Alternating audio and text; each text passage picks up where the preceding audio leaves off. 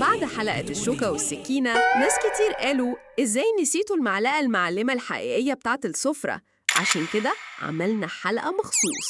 ما تيجي نشوف. أنا يا جماعة رمز الاحتواء، لا بأذي ولا بجرح.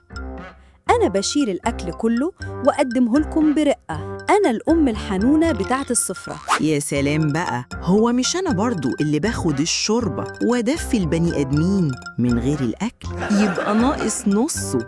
أنا مش أداة، أنا دفء. ماشي يا أختي، بس برضو أنا اللي بلم الرز والملوخية والعدس.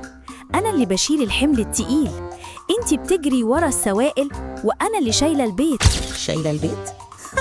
لا يا روح أمك، أنا اللي من غير العريس ما يشربش شربته في الفرح.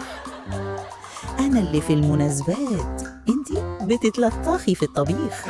واضح إن المعلقة تايهة مع نفسها، مرة شايلة البيت ومرة عاملة دفء، وفي الآخر بتتخانق مع نفسها.